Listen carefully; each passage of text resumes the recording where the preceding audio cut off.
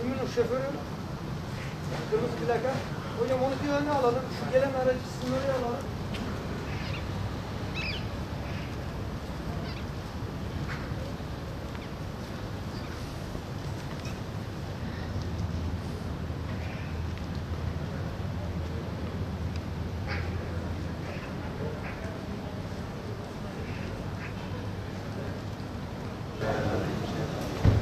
Yani illaki hani bir ders bir sohbet değil. Muhabbet ederiz ya.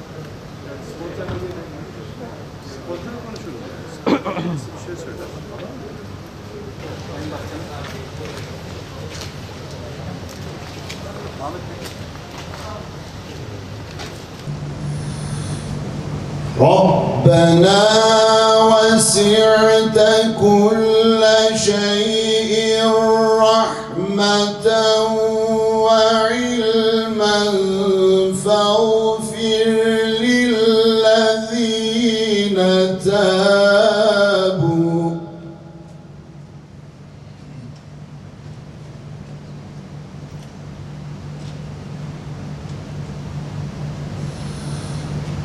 فاغفر للذين تابوا واتبعوا سبيلك وقهم عذاب الجحيم إن الذين آمنوا وعملوا الصالحات أولئك هم خير البرية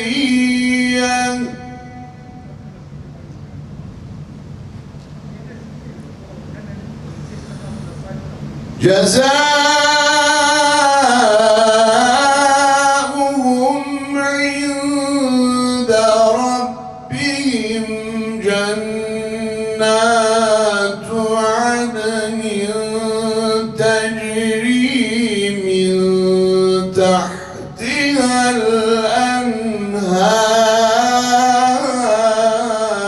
الأنهار جنات عدن تجري من تحتها الأنهار خالدين فيها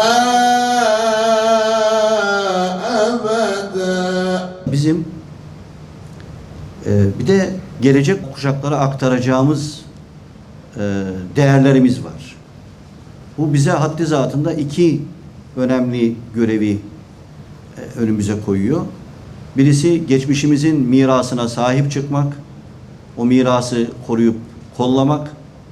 İkincisi o mirasa yeni şeyler, günümüzden bir şeyler ilave etmek suretiyle daha da güçlendirerek sonraki nesillere aktarmak.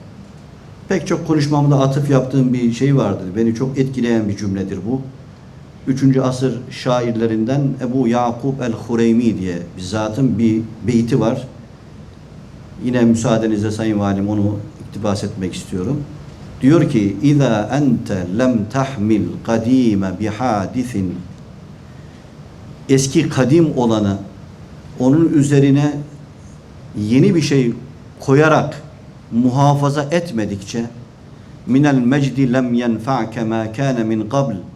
Geçmişin şan ve şerefinden nasiplenme mümkün değildir. Dolayısıyla bu şanlı ecdadımızın ortaya koymuş olduğu bu maddi manevi mirasın şerefine nail olmak, evvel emirde o şanlı mirası sahiplenmek, akabinde de onun üzerine yeni şeyleri koymak suretiyle sonraki nesillere aktarmak. Böyle bir yükümlülüğümüz var.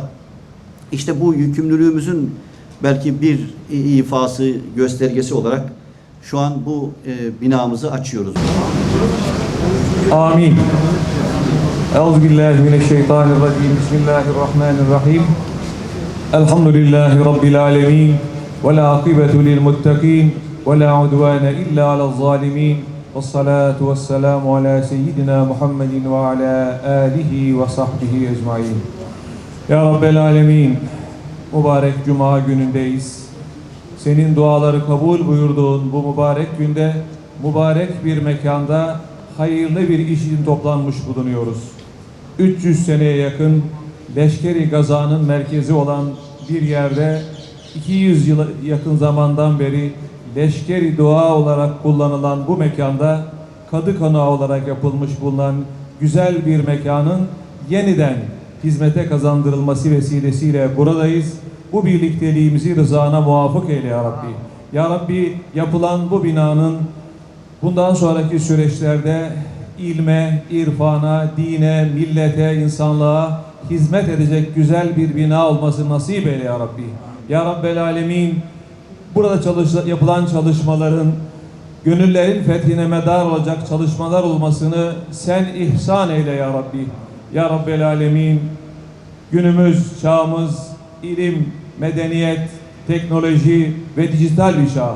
Bu çağda bütün İslam ümmetinin ve özellikle din-i mübin İslam anlatan insanların bu çağın şartlarını kuşanarak buralarda hizmet etmesi nasip eyle ya Rabbi.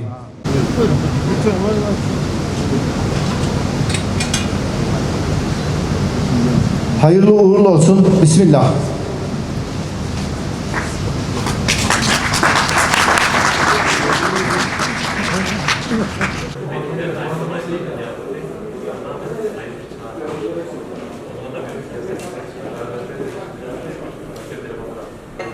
Efendim?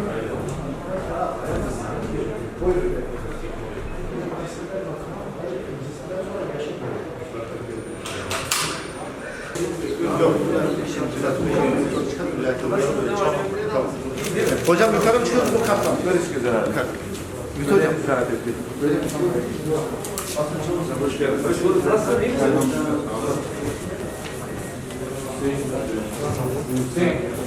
Sayın Başkanımızın hakikaten her daim çok büyük.